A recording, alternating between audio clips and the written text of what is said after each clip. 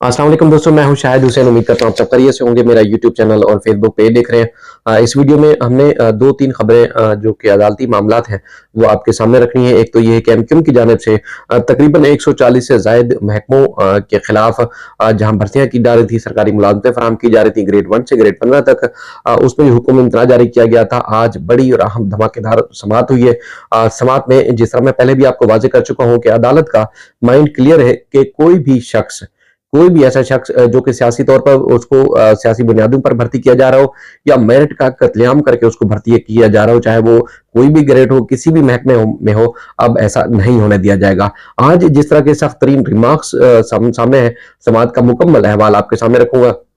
Court room में जो मैं था, आपने टीवी चैनल पे भी खबर देखी होगी, ये माहौल बना कैसे, अदालत ने इस तरह के सख्त रिमार्क्स दिए कैसे कि जब तक बाअसर अफराद के नाअहल औलाद पैदा होती रहेगी, सिफारशी सिस्टम चलता रहेगा।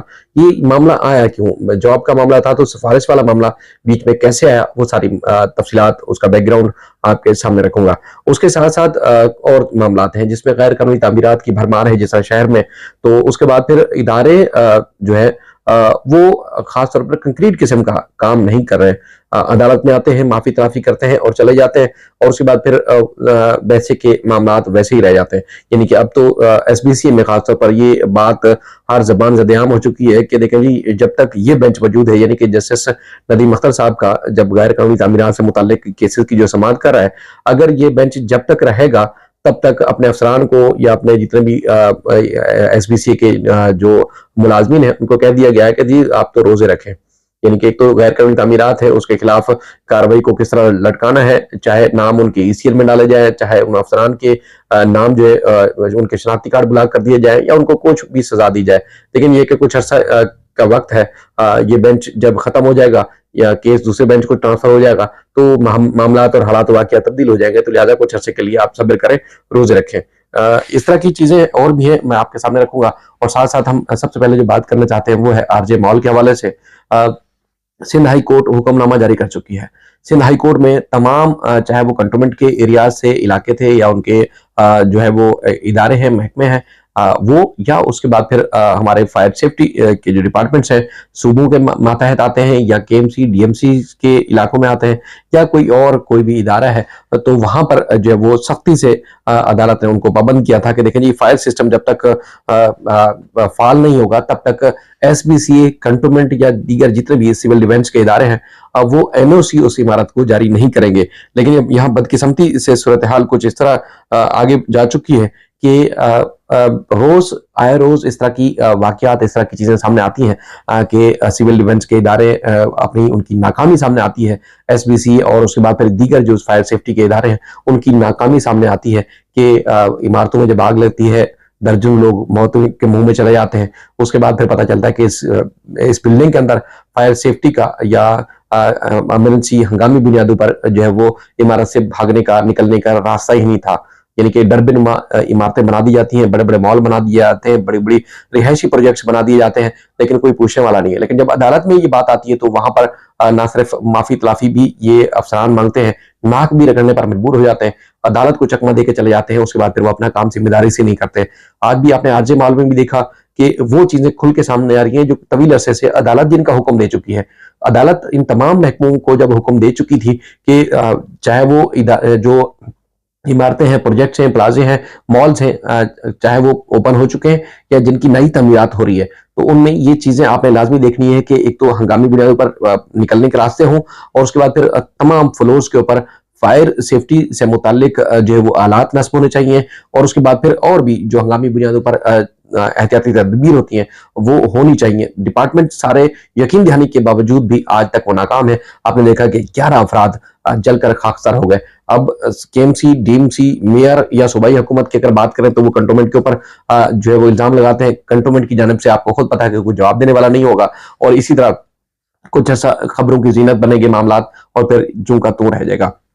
ये एक अफसोसनाक अलमिया है कि तमाम अफसरान, तमाम महकमे, तमाम इदारे जो है वो अपनी जिम्मेदारी पूरी नहीं करते, और एक आम शहरी, एक आम पाकिस्तानी, एक आम वो मजलूम घराने रोजाना की बुनियादों पर तबाह हो रहे हैं। गफलत और लापरवाही किसकी है? उन इदारों की, उन महकमों की जिनको अपनी जिम्मेदारी निभानी है और वो जिम्मेदारी निभाती नहीं है। जब अदालत भी डंडा उठाती है तब भी जो है वो इस तरह चकमे देके जो है वो बच निकलते हैं, लेकिन कोई कार्रवाई होती नहीं है। अब हम आगे आते हैं जॉब्स के हवाले से। 140 से ज्यादा महकमों में नई भर्तियों के हवाले से सिंध हाई कोर्ट में एमक्यूएम की जानिब से यानी कि मुत्तहिदा कौमी मूवमेंट और डॉक्टर खालिद मकबूल सदीकी साहब की तरफ से दरखास्त दायर की गई थी, सिविल सूट दायर किया गया था, जिसमें डॉक्टर फरूक नसीम की जानिब से जो है वो ये केस फाइल किया गया और पहली समाअत पर उन्होंने हुक्म इम्तना ले लिया था और हुक्म इम्तना आज भी बरकरार है और आइंदा भी ये बरकरार रहेगा जब तक केस में हतमी फैसला नहीं हो जाता। बीच में जेपीएमसी और कुछ ऐसे डिपार्टमेंट थे जिनमें उनका ये कहना था कि देखें जी, हमारा चूंकि वो जो जॉब का क्राइटेरिया है जिस पे अदालत में एतराजात उठाए गए उस पर ये पूरा नहीं उतरता, तो लिहाजा हमें मेडिकल में जो जॉब्स का सिलसिला है वो जारी रहने दिया जाए, हमें इजाजत दी जाए। तो अदालत ने उस वक्त उनका जो जेपीएमसी थी उनको अलाउ कर दिया था। आज दाऊद इंजीनियरिंग कॉलेज की तरफ से भी मौलवी इकबाल हैदर साहब एक दरखास्त लेके आए थे जिसमें उन हवाला दे रहे थे कि पिछले केस में चूंकि इस तरह हो चुका है तो हमें भी दाऊद इंजीनियरिंग कॉलेज में जो वो इजाजत दी जाए कि सूबे की तरफ से जो जॉब्स दी जा रही थी उसमें हमारा जो क्राइटेरिया है वो उस पर पूरा नहीं उतरता, लिहाजा हम सेपरेट हैं और हमें सेपरेट तरीके से जॉब्स दी जाए। अदालत ने उनको कहा कि उनकी दरखास्त का जायजा लेंगे, लेकिन इसी दौरान जो है वो चाइल्ड हेल्थ केयर जो है एक प्रोजेक्ट है जिनके डायरेक्टर जो वो पेश हुए और उनके साथ एचआर हेड भी थे। अब वो अदालत में खड़े हुए और उन्होंने कहा देखें जी, हमें जो है वो मुख्तलिफ हॉस्पिटल्स के जिसमें कुरंगी और उसके बाद फिर सोबराज और दीगर हॉस्पिटल्स में चाइल्ड हेल्थ के हवाले से हमें प्रोजेक्ट दिए गए हैं, अब हमने उनके ऊपर काम करना है। तो लिहाजा हमारे जो डिपार्टमेंट भी मुतासर हो रहा है क्योंकि हमने तो मुस्तकिल जॉब देनी नहीं है, हमने कॉन्ट्रैक्ट पर रखना है, तो लिहाजा हमें इजाजत दी जाए और हमें जो है वो भर्तियां करने दी जाए। उस दौरान अदालत ने पूछा उनसे जस्टिस जफर अहमद राजपूत साहब ने कि क्या आप जो इश्तिहार है नया इश्तिहार देंगे या पुराना जो आपका इश्तिहार था जॉब्स के हवाले से उसके मुताबिक आप काम करेंगे। तो उसमें फाइल लिखी गई और उसमें इश्तिहार और जो अदालत ने कहा कि वो जो आपका एडवर्टाइजमेंट थी वो और उसके बाद फिर स्टेटमेंट के साथ अदालत में जवाब जमा कराएं ताकि हम आगे जाके अगली समाअत में इस मामले का जायजा लेंगे। और उसके दौरान अदालत ने कहा कि आप कॉन्ट्रैक्ट पर जो है वो जॉब दे रहे हैं या मुस्तकिल बुनियादों पर। तो उन्होंने कहा जी, हम तो कॉन्ट्रैक्ट पर जॉब देते हैं क्योंकि हमें आगे जाके फिर क्राइटेरिया देखना होता है, हमें आगे जाके मामला को देखना होता है और क्योंकि अगर कोई परफॉर्म नहीं करता तो फिर हम उसको फारिग कर देते हैं। तो इसलिए जो है हमने ये जॉब जो है कॉन्ट्रैक्ट पर रखी हुई है। उस पर जैसे जफर राजपूत ने कहा कि देखें जी, ये तो वो सोसाइटीज हैं जो इन चीजों का जो जिनकी वैल्यूज होती हैं, जिनकी वो माशरा जो एक समझदार माशरा होता है वहां पर ये चीजें मेरिट पर देखी जाती हैं और उसके बाद फिर यहाँ वो जो चीजें हैं वहाँ जो है वो इन चीजों को फॉलो किया जाता है कि अगर कोई डिलीवर नहीं कर पा रहा अपनी जॉब के हिसाब से तो उसको फारिग भी कर दिया जाता है और कॉन्ट्रैक्ट पर भी रखा जाता है। लेकिन जो हमारा माशरा है, हमारा माशरा तो एक सिफारशी कल्चर है।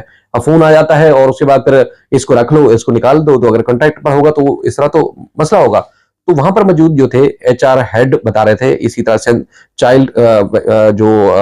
चाइल्ड डिपार्टमेंट है जिनके चाइल्ड हेल्थ केयर डिपार्टमेंट उनके एचआर हेड खुद को बता रहे थे, वो भी डायरेक्टर साहब के साथ खड़े हुए थे कोर्ट रूम के अंदर। तो उन्होंने कहा देखें जी, अगर सिफारिश भी आएगी तो ये कब तक सिफारिश आएगी? जिनके कहने का मकसद ये है कि जो जॉब्स हैं वो तो सिफारिश तो एक दिन खत्म हो जाती है। ऐसा ये जो परसेप्शन है कि सिफारिशी ही सिस्टम चलता है, तो ऐसा नहीं है। ये सिफारिश आखिर कब तक आएगी? उस पर जस्टिस जफर अहमद साहब जो है, जफर अहमद राजपूत साहब जो है ठीक ठाक भरम हुए और उन्होंने शदीद नाराजगी का इजहार किया। वो कल्चर बताया, वो तरीकाकार बताया कि हो क्या रहा है। अच्छा, ये हमने टिकर की सूरत में या न्यूज की शक्ल दी है इस खबर को, लेकिन चूंकि मैं कोर्ट रूम के अंदर था, यकीन माने जिस अंदाज से उन्होंने जज्बात का इजहार किया, ये हर वो पाकिस्तानी, हर वो मजलूम या हर वो इंसान जो जज्बात रखता है, जो मेरिट के कत्लेआम को बर्दाश्त कर रहा है, जो अहलियत के ऊपर जो है नाअहली को जो जहां फरमान चढ़ाया जा रहा है उसके खिलाफ है, और उनके ये जाति भी अब एक अदलिया के अदालत के जज की हैसियत से बैठे एक मुंसिफ की हैसियत से भी रिमार्क्स है। कहने का मकसद ये है कि जो इस माशरे में हो रहा है कोई ढकी छुपी बात नहीं है। उन्होंने शदीद अल्फाज में जो है वो इजहार किया और अगर कैमरा होता यहाँ, अगर हमें इजाजत होती तो उनके इजहार को, उनकी तरीका बयान को अगर आप पब्लिक करते तो यकीन माने लोग हश हश करते कि जज साहब ने कितनी बड़ी बात कही है।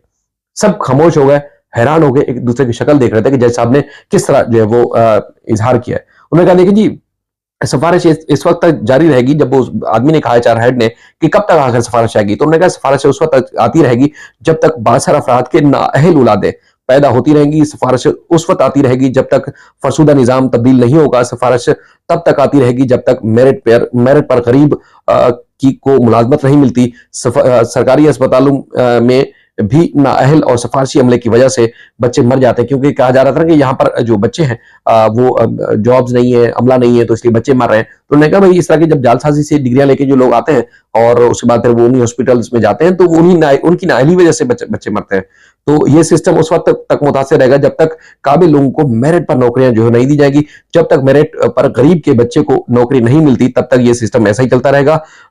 अदालत ने जो है ये भी बरहम होते हुए रिमार्क्स दिए कि हमें पता है कि बहुत सारे अफराद के बच्चे जो है किस तरह एमबीबीएस का इम्तिहान पास करके आते हैं, और अदालत ने उनसे अब कहा कि आप जो है असिन चाइल्ड हेल्थ केयर के जो मुलाजमीन से मुतालिक जो रूल्स बनाए गए हैं वो रूल्स भी पेश किए जाए, और कॉन्ट्रैक्ट पर मुलाजमीन के जो उन्होंने कहा जो ये तरक्की याफ्ता जो माशरा है वहां पर रखा जाता है। यहाँ तो सिफारशी कल्चर की भरमार है, कारकर्दगी नहीं, बल्कि ये देखा जाता है कि ये बंदा किसका है। और जैसा आपने ये भी कहा कि दरखास्त गुजार के चूंकि वकील खुद फरोग नसीम साहब कई समातों से पेश नहीं हो रहे, तो उस पर भी उन्होंने बरहमी का इजहार किया और कहा कि देखें जी, मामला ये है कि स्टे लेके चले गए, और पहले भी हमने उनको पाबंद किया था कि देखें जी आए और उसके बाद फिर आप जो है केस पर प्रोसीड करें, लेकिन उसके बाद फिर 2 समातों से वो पेश नहीं हो रहे, और उनके एसोसिएट आए कि देखें जी फरोग नसीम साहब मसरूफ है तो लिहाजा में टाइम दिया जाए। तो उन्होंने कहा कि देखें जी अब आपने स्टे ले लिया तो इसका मतलब ये नहीं कि आप केस ही चलाएंगे, आप आए और केस चलाएं। और उसके बाद फिर उन्होंने कहा कि मजीद हम मोहलत नहीं देंगे, और उन्होंने फरोग नसीम साहब को कहा कि वो हाजिर यकीनी बनाए। अब जो ओपन कोर्ट में मैंने डेट सुनी वो 12 दिसंबर की सुनी, लेकिन बाद में मुझे किसी ने कहा कि नहीं 4 दिसंबर है। अब 12 को यानी कि जो कमिंग मंडे है उसके अगला जो मंडे आएगा उसको, या फिर 4 दिसंबर को, थोड़ी सी कंफ्यूजन है, लेकिन ये कि मैं कोशिश करूंगा कि आने वाली दिनों में शायद आपको अपडेट कर दूं, या कल जैसे अभी तक ऑर्डर नहीं मिला, अब वो ऑर्डर आए तो मैं आपको वजाहत कर दूंगा कि 4 दिसंबर को होगी या 12 दिसंबर को समाप्त होगी। अदालत ने एक तो रूल्स तलब किए हैं, फरोग नसीम साहब को कहा है कि वो आए और उसके बाद फिर मजीद इस कार्रवाई को आगे बढ़ाएं। तो आज बड़ी हैरान कुन समाप्त थी, और आप ये अब आप सबको क्लियर हो जाना चाहिए कि जो जो इंतजार कर रहे हैं, अगर उनका मेरिट नहीं है, अगर वो सिफारिश करवा के या पैसे भर के, क्योंकि जज तो सारी चीजों को देखने के बाद ही उन डिपार्टमेंट्स में जॉब्स की परमिशन देंगे, वरना ये नल एंड वाइड हो जाएगा। यानी कि जो पहला जो मरहला था, जो जिस तरह जॉब दी जा रही थी, वो मेरा जहां तक जाती ख्याल है कि वो कलादम भी हो सकता है अगर अदालत में जिस तरह जेपीएमसी में या ये सिंध चाइल्ड केयर वाले जो है या कोई दाऊद यूनिवर्सिटी वाले, अगर ये अदालत को मुतमईन कर जाते हैं कि इनकी जो जॉब्स का तरीकाकार अलग है, जो एतराजात हैं इनकी दरखास्त में, तो शायद इनको इजाजत मिल जाए। लेकिन जज साहब का माइंड क्लियर है कि मेरिट का जहां कत्लेआम होगा वहां इस तरह नौकरियां नहीं बंदर बांट होगी, नौकरियां नहीं दी जाएंगी। हम आगे बढ़ते हैं क्योंकि वीडियो लंबी हो जाती है, तो मैं माजरत खाऊं आपसे। एक आपको याद होगा सरजानी टाउन में एक जेर तामीर कसीर मंजरा एक इमारत थी, वो मसमार हो गई थी, कई लोग जाम बहक हो गए थे। वो जब इमारत तामीर की जा रही थी तो उस वक्त भी अदालत में दरखास्त दायर की गई थी, एसपीसी में भी दरखास्त दायर की गई थी। ये साबिर है वहां के रिहायशी हैं, उनकी तरफ से दरखास्त दायर की गई थी, और उसके बाद फिर उस दौरान कोई कार्रवाई नहीं हुई और इमारत मसमार हुई और वहां लोग दब कर मर गए। उसके बाद फिर उसी प्लाट के ऊपर, प्लाट का नंबर है जो है वो SR23 sector 4D Sarjani town. उसके बाद उसी प्लाट के ऊपर दोबारा से गैर कानूनी तौर पर, यानी कि अप्रूव बिल्डिंग प्लांट की मंजूरी के बगैर दोबारा से कसीर मंजिला इमारत तामीर हो रही है। तो उन्होंने फिर अदालत से रुजू किया। अब तक अदालत ने तकरीबन 2022 में ऑर्डर दिया कि जो पहली वाली इमारत जब बन रही थी उस वक्त भी जो एसपीसी के अफसरान मुलव्वस थे उनके खिलाफ कार्रवाई की जाए और उनका तयन किया जाए, बिल्डर के तयन किया जाए और उनके खिलाफ कार्रवाई की जाए। तो 2022 में ये चलता रहा। 10 तारीख को 10 नवंबर को ये केस लगा, कोई कार्रवाई नहीं हुई। आज डीजी एसपीसी को शो कॉज नोटिस भी जारी किया है और उन्होंने कहा कि जो ये हादसात होते हैं और इस तरह इमारतें गिरने की, तो उसमें जो नाअहली है सबसे ज्यादा इंतजामी और एसबीसी की नाअहली है, जिसकी वजह से लोग मर रहे हैं और कोई पुरसाने हाल नहीं है। अदालत को ये बावर कराया गया है कि हम कोशिश करेंगे जो जो उसमें मुलव्वस है उनके खिलाफ कार्रवाई करें और उनको न सिर्फ मुकदमात का सामना करना पड़ेगा बल्कि उनको नौकरी से बर्खास्त भी किया जा सकता है। अदालत ने, जैसे नदीम अख्तर साहब ने कहा कि देखिए जी, अब इब्तदाई तौर पर जो है वो अगर गैर कानूनी तामीरात रोक दी जाती तो इस तरह के हादसात ना होते और लोग भी ना मरते। जिस पे डीजी एसपीसी ने कहा देखिए हमारी कोताही है और हम माफी मांगते हैं, तो अदालत ने कहा माफी मांगने से क्या होगा, लोग मर रहे हैं, आप लोगों को परवाह नहीं है। और हमने जब कहा कि कार्रवाई करें तो उस वक्त कार्रवाई भी नहीं करते। तो लीगल डिपार्टमेंट से भी उनकी भी सजनिश की गई, उनके जो लीगल हेड थे नुसरत अली साहब, उनकी भी, और इस तरह अदालत ने अब उनको कहा है कि अब जो जिम्मेदार है उनके खिलाफ कार्रवाई करें, शोकाज नोटिस जारी किया गया है और बाकी तफसीली फैसला अदालत ने कहा कि हम बाद में जारी करेंगे। इस सिलसिले में मजीद भी आपको अपडेट्स देते रहेंगे। अपना ख्याल रखिएगा। अल्लाह हाफिज।